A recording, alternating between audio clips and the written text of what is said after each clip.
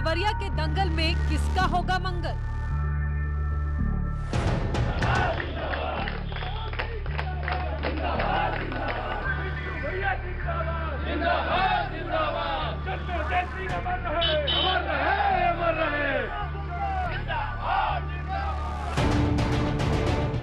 योगी का काम बोलेगा या अखिलेश की दौड़ेगी साइकिल, या फिर मायावती का हाथी सबको पछाड़ेगा? प्रदेश की जो पिछली सरकारें थी वो अपने आप में अपने गिरेबान में झांक के देखें। से समाजवादी पार्टी की सरकार सत्ता से गई है, कोई विकास काम नहीं हुआ है। भारतीय जनता पार्टी ने वो काम किया है इन 50 सालों के जो 50 साल में नहीं हुआ था।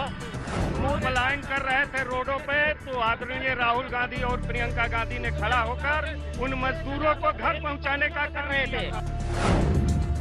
देवरिया सदर सीट पर कब्जे के लिए एसपी, बीएसपी और बीजेपी में खींचतान है। कांग्रेस की लड़ाई में खुद को बता रही बलवान। मंडल कमंडल भूमंडल, सपा, बसपा और भाजपा एक अमेरिका की देन देश को आज बांट रहे हैं। 30 साल से उत्तर प्रदेश इनके चक्कर में फंसा हुआ है। ब्राह्मणों के प्रभुत्व वाली सीट पर 3 प्रत्याशी ब्राह्मण हैं। बीजेपी इस बात से खुश है कि उसका प्रत्याशी लोकल है। समाजवाद इसमें मस्त है कि सभी उनके ही चेले हैं। आज सब लोग हामी से सीख करके विभिन्न दलों में अपनी राजनीति की रोटी सेक रहे हैं। इन लोगों का कोई अनुभव नहीं है राजनीति। चुनाव अलबेला है, कौन किसका चेला है? जन्मजय का लल्ला जिसका चुनाव निशान बल्ला है, वो भी उपचुनाव में बोल रहा हल्ला है। मुश्किल नहीं, जनता मेरे साथ है। मुश्किल नाम का चीज ही नहीं है। वो मेरे पिताजी, मेरे बाबूजी की जमाने थे। मुश्किल जब बीजेपी को कोई नहीं पूछता था तो हम लोग थे। आज तो मेरे पास 95% है लोग। ऑटो वाली रिपोर्टर से सुनो चुनावी बखार। देवरिया के दंगल का कौन होगा सुल्तान?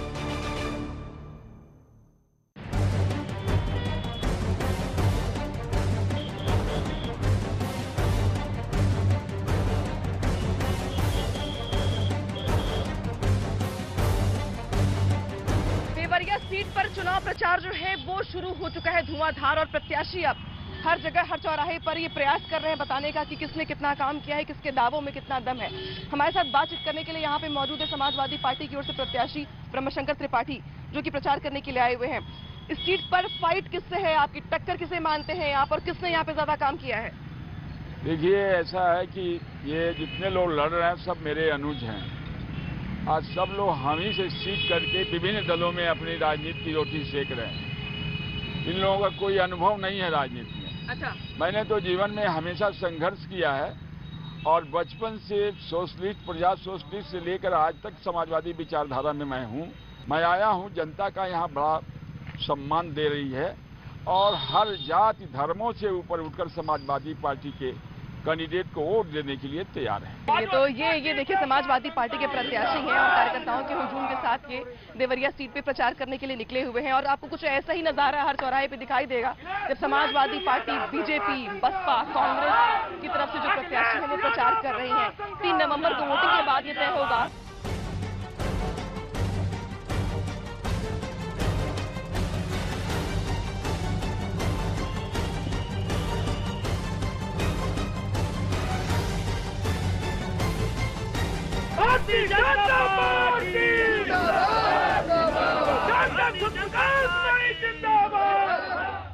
देवरिया सीट पर जो चुनाव प्रचार है वो चल रहा है और समाजवादी पार्टी के जो कैंडिडेट हैं उनसे मिलने के बाद अब हम पहुंच चुके हैं। बीजेपी के जो प्रत्याशी हैं वो हमारे साथ यहाँ पर आ चुके हैं। तो प्रकाश मणि त्रिपाठी, अब प्रचार जोरों पर चल रहा है।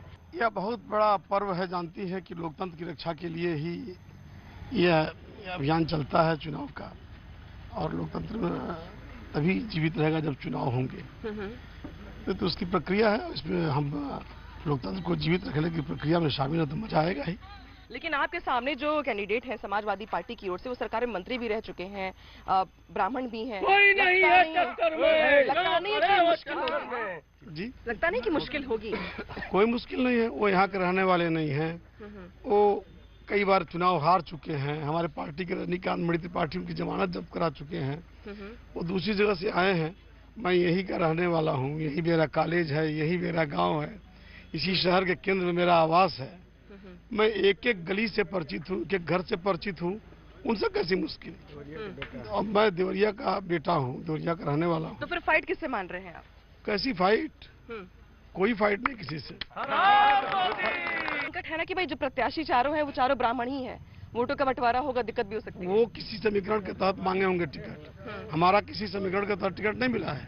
आप यहाँ खड़े हैं लोग, लाइन से आप नाम पूछ लीजिए, यहाँ सभी समाज के लोग हैं, इसमें केवल ब्राह्मण नहीं है। आप नाम पूछ लीजिए तो स्पष्ट हो जाएगा। मुझे तो सबका लोग मानते हैं और ये मान के चल रहे हैं कि सत्यप्रकाश मणि ऐसे व्यक्ति हैं, चुनाव लड़ रहे हैं भारतीय जनता पार्टी से, कि जो वोट अपना समाजवादी पार्टी समझती है और बहुजन समाज पार्टी समझती है, उसमें से 75% वो सत्यप्रकाश मणि के साथ है। मैं उनको वोट यानी कि कास्ट से कोई मतलब नहीं है हमारा कोई। मैं ईश्वर के सामने भगवान जी है, मैं जातिवाद के बारे में सोचता ही नहीं। मैं तो सबका हूँ। देखिए एससी से आते हैं, ठाकुर साहब हैं, पंडित जी हैं, मैं गौड़ हूँ, एक गौड़ हूँ, ये वर्मा जी हैं, देख लीजिए एक गौड़ हैं, निषाद हैं, मुसलमान लोग भी पीछे, बहुत बड़ी संख्या में बहुत ज्यादा वोट कर रहे हैं इस बार। हाँ, बहुत ज्यादा वोट कर रहे हैं मुसलमान। सर्व समाज के लोग, सर्व समाज। अभी आप पूछेंगे कि यादव कितने लोग हैं? आप बता नहीं दीजिए यादव कितने लोग? अभी हाथ भाई यादव। प्रचार का जोर है, देख रहे होंगे आपकी जो बीजेपी के प्रत्याशी सत्यप्रकाश मणि त्रिपाठी चुनाव प्रचार कर रहे हैं और ये कह रहे हैं कि मैं जाति से ऊपर हूं, और शायद यही वजह है कि बता रहे हैं ये कि हर वर्ग के लोगों का साथ इनको मिल रहा है। हालांकि ये साथ वोटों में तब्दील कितना हो पाएगा ये तो आने वाला वक्त बताएगा। फिलहाल चुनाव प्रचार देवरिया की सीट पर देख रहे हैं, आपके हर चौराहे पे आपको कुछ ऐसा ही मजमा कार्यकर्ताओं का ऐसा ही हुजूम और उपचुनाव की जो गूंज है वो दिखाई देगी, सुनाई देगी। और प्रत्याशी उनके अपने अलग अलग दावे हैं, वादे हैं, ये देखना होगा कि किसके दावों में कितना दम है और प्रत्याशी कितना लुभा पाते हैं वोटरों को अपने पक्ष में। फिलहाल यहाँ से निकलना होगा, बहुत जाम लग गया आगे।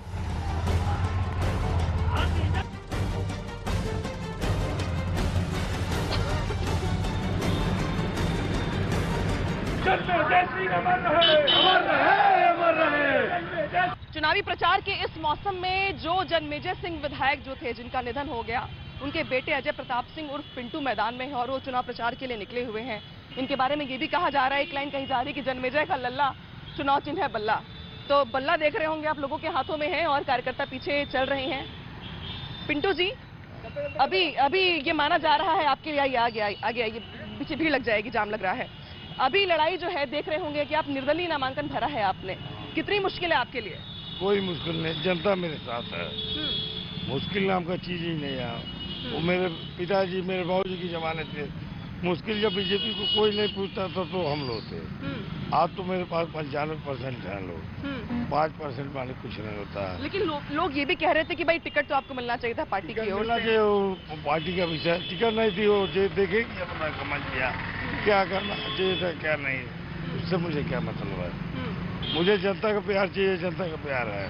ठीक है, तो ये अजय प्रताप सिंह उर्फ पिंटू है जो कि प्रचार के लिए निकले हुए हैं और पिताजी के जो कामकाज है इनका ये कहना है कि जो पिताजी के कामकाज है इसको वो आगे बढ़ाएंगे और जो उन्होंने रास्ता दिखाया है उसको लेके आगे बढ़ेंगे। और ये लड़ाई दिलचस्प इसलिए भी हो जाती है क्योंकि बीजेपी की तरफ से ये पहले माना जा रहा था कि उनके फैमिली में किसी को टिकट दिया जाएगा, लेकिन अब उनके बेटे ने निर्दलीय नामांकन भरा है तो लिहाजा अब ये माना जा सकता है कि कितने वोट तब्दील हो पाते हैं कम से कम कार्यकर्ताओं की तरफ से भावनाओं के आधार पर। ये देखने वाली बात होगी। फिलहाल पीछे जाम लग रहा है और मैं निकल रही हूँ यहाँ से।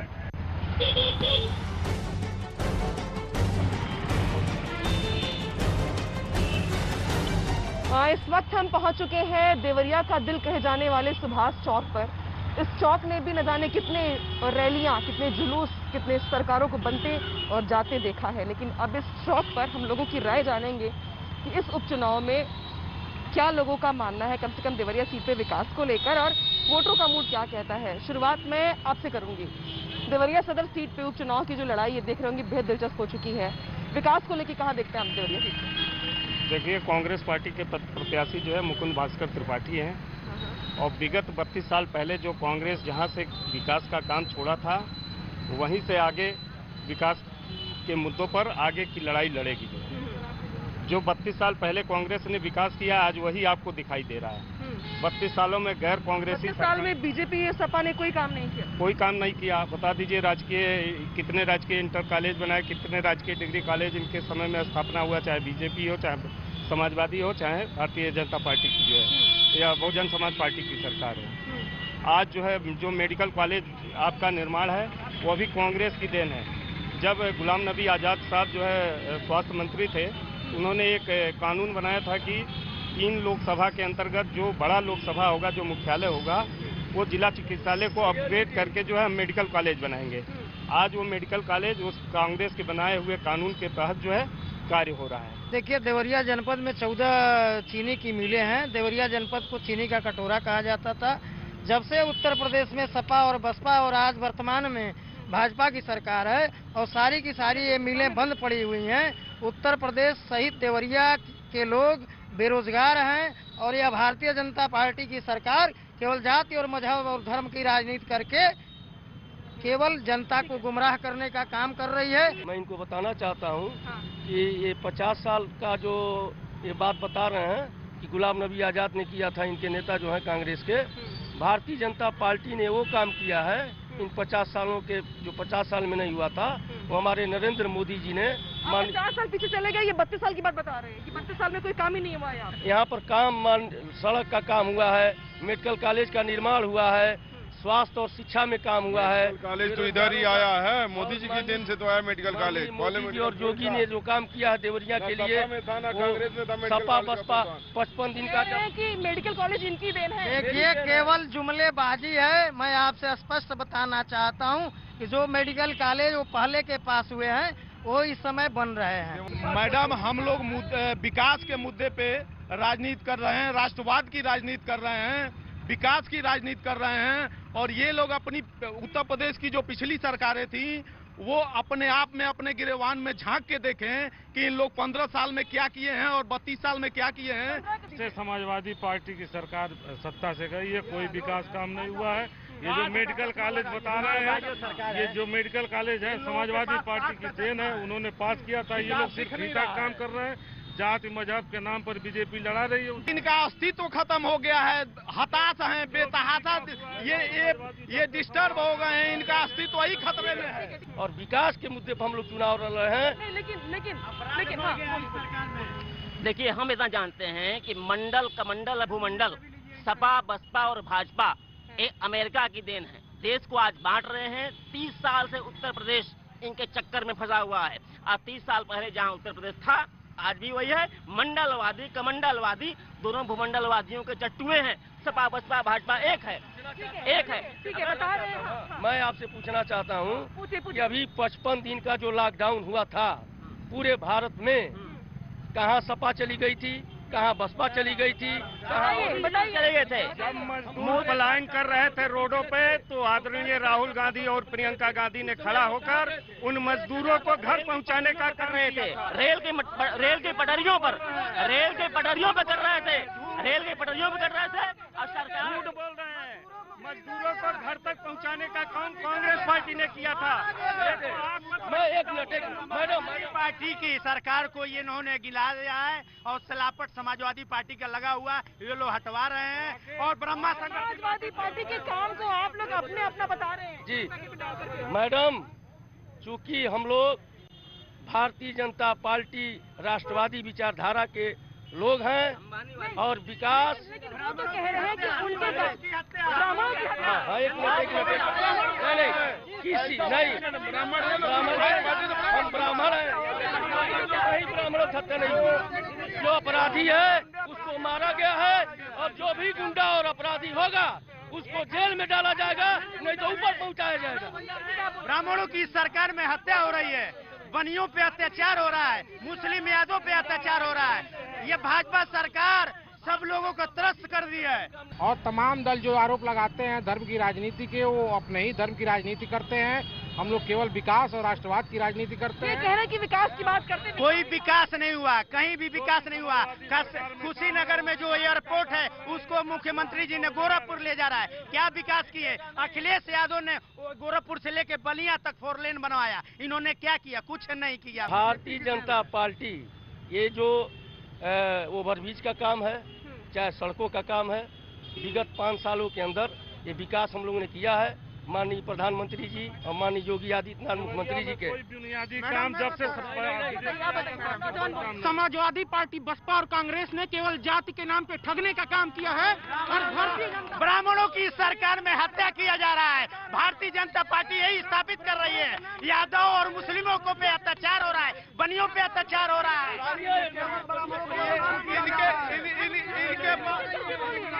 मैडम इनके पास कोई मुद्दा नहीं है, कोई आधार नहीं है ब्राह्मणों की याद में। समाजवादी के पास तो स्थानीय कोई प्रत्याशी ही नहीं है, करके प्रत्याशी लाए हैं बाहर।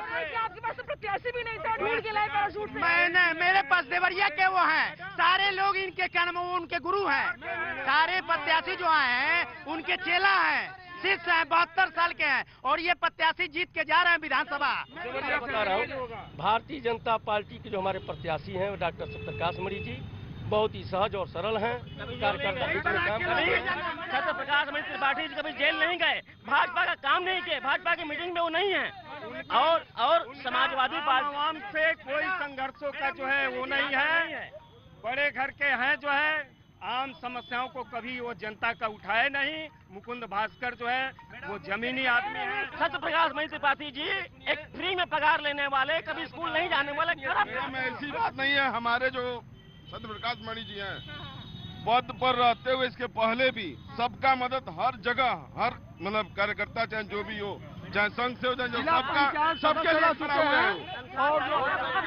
एक सवाल मुझे पूछना है, मैडम समाजवादी पार्टी वाले जात के नाम पे लड़ाने का काम करते हैं, क्या देवरिया में उनको ऐसा कार्यकर्ता नहीं मिला था कि कुशीनगर से? मैडम समाजवादी पार्टी के देवरिया विधानसभा से ब्रह्मा शंकर त्रिपाठी हुआ है, देवरिया के निवासी हैं। मैडम वो सपा के जो प्रत्याशी हैं, बाकी तीनों प्रत्याशियों को, ब्राह्मणों को कोई नहीं पहचानता है, कोई जानता नहीं है, ब्लॉक तक कोई नहीं जानता है तीनों प्रत्याशी। आपके प्रत्याशी को कोई नहीं जानता है यहाँ पे समाजवादी। मैं जानता हूँ, सुनिए, हमारे प्रत्याशी डॉक्टर सत्यप्रकाश मणि जी को हर बच्चा जानता है देवरिया विधानसभा का। 4 ब्राह्मण प्रत्याशी उतारे गए हैं, चारों ब्राह्मण प्रत्याशी में एक जो है रेपिस्ट है, ठीक है, कौन रेपिस्ट है? कांग्रेस का प्रत्याशी है, उसका खुद समर्थक, उसका खुद यही कार्यालय जहाँ पे बवाल हुआ था, यही पीछे कार्यालय है, यही पीछे कार्यालय में जाकर बवाल हुआ था। अब एक चीज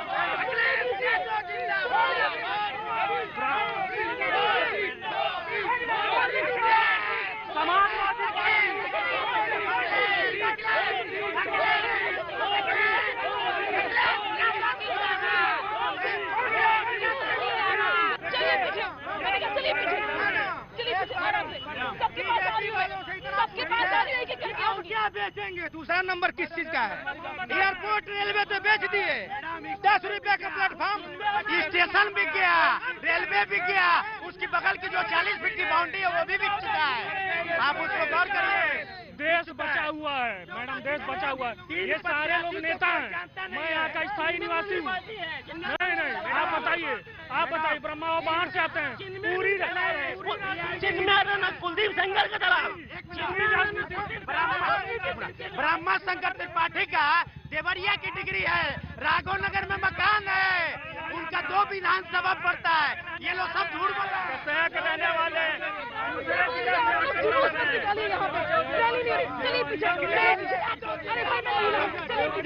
सत्यप्रकाश मणि जी है, ऐसे आयाती बड़े नेता।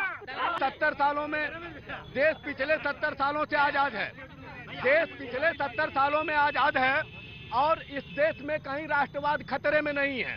लेकिन जब भी भारतीय जनता पार्टी की सरकार आती है तो राष्ट्रवाद खतरे में पड़ जाता है।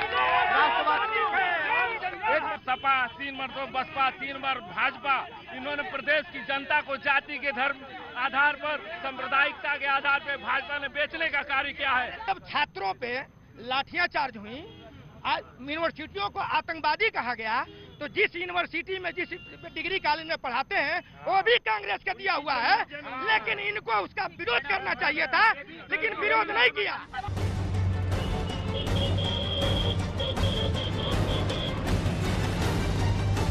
देवरिया की सीट पर वोटरों का मूड जानने के लिए हम अलग अलग चौराहे पे घूम रहे हैं, जा रहे हैं, लोगों से बात कर रहे हैं और इस वक्त मैं पूर्वा चौराहे के पास एक जगह पे मौजूद हूँ जहाँ पे इमरती, समोसे और लौंग लत्ता, पूर्वांचल में एक मीठा जो है वो लौंग लत्ता भी है। देखिए आपको मिल जाएगा यहाँ पर, और ये हर जगह नहीं मिलता, सिर्फ बलिया, देवरिया, मऊ, आजमगढ़ तक ही आपको डिश मिलेगी ये वाली। और समोसा इमरती तो खैर जानते ही होंगे आप, लेकिन इस मिठास में और इस पूरे डिश के बाद सियासी जो घमासान है उस पर भी जिक्र करना जरूरी होगा कि भाई लोगों की राय क्या है यहाँ पर चुनाव को लेके। सबसे बड़ी बात है कि काम पहले बेरोजगारी की दिशा में होना चाहिए, अनएम्प्लॉयमेंट की दिशा में होना चाहिए। उसके लिए कुछ काम हुआ है यहाँ की नौजवान कहाँ जाते हैं रोजगार के लिए? यहाँ के मैं तो खुद एक प्राइवेट सर्विस वाला हूँ और एक जो प्राइवेट स्कूल है उसमें पढ़ाता हूँ। मुझे लगता है कि महिलाओं पे सबसे ज़्यादा काम होना चाहिए। जिस तरह महिलाएं असुरक्षित हैं, जिस तरह महिलाएं का दिन प्रतिदिन हम सोच रहे हैं कि सुन रहे हैं कि ये रेप हो रहा है, छोटी बच्चियों का रेप हो जा रहा है, हमको लगता है कि इस पर ज़्यादा काम होना चाहिए। जो भी बने विधायक, जो भी चुनाव हो, ठीक है, उस पर महिलाओं पर ज़्यादा फोकस होना चाहिए। खैर ये देखिए, ये छोटा सा बच्चा इमरती बना रहा है, इमरती बना रहा है। किस क्लास से पढ़ते हो? किस क्लास से? हाँ, 8th में। स्कूल कौन सा तुम्हारा? पूर्व माध्यमिक विद्यालय सावटोला। कौन सा? पूर्व माध्यमिक विद्यालय सावटोला। तो ये इमरती क्यों बना रहे हो? वो स्कूल बंद है तो काम करते। स्कूल बंद है तो ऑनलाइन क्लास नहीं हो रही है? मोबाइल नहीं है। हाँ, मोबाइल पे पढ़ा रहे हो तो मोबाइल नहीं है। अच्छा, मोबाइल नहीं तुम्हारे पास तो ऑनलाइन नहीं पढ़ पा रहे। ये क्लास 8th का स्टूडेंट है, अच्छे खासे स्कूल में पढ़ता है। कोरोना काल में जब स्कूल बंद हो गया, ऑनलाइन क्लास शुरू हो गए, मोबाइल नहीं है इसके पास, इसलिए ये इमरती के ठेले पर इमरती बना रहा है ताकि गुजारा हो सके, काम चल सके ऑनलाइन क्लास छोड़ करके। कुछ ऐसी तस्वीर आपको कम से कम पूर्वांचल के कुछ जिलों में जब आप जाएंगे चुनाव को लेके, या वैसे भी जब आप बात करने जाएंगे, तो ये बात सबसे ज़्यादा तकलीफ देगी आपको कि यहाँ के नौजवानों को अगर काम चाहिए, नौकरी चाहिए, तो उन्हें दिल्ली, मुंबई, गाजियाबाद का रुख करना पड़ेगा। और अगर नहीं करना है या अगर नहीं जा पा रहे हैं आप, तो फिर यहीं पर ऐसे भटकेंगे आप और छोटे बच्चे आपको इमरती बनाते दिखाई देंगे। नौजवान पढ़े लिखे आपको ट्यूशन पढ़ा करके, छोले भटूरे बेच करके अपना गुजारा करते हुए दिखाई देंगे। खैर, उपचुनाव के लिए हम देवरिया सीट में घूम रहे थे और हमने बहुत अलग अलग मुद्दों पर लोगों की राय जानने की कोशिश की है, बातचीत की है। यहाँ पे अपनी बातचीत को मैं खत्म करूंगी इसी के साथ कि विकास जिस पर कोई बात करने को तैयार नहीं होता है जल्दी, लेकिन जब हमने बात करने की कोशिश की है यहाँ पर लोगों से, तो आंकड़े गिनवाए जा रहे थे कि मेडिकल कॉलेज हमने बनाया है, स्कूल हमने बनाया है या सड़कें हमने बनवाई हैं।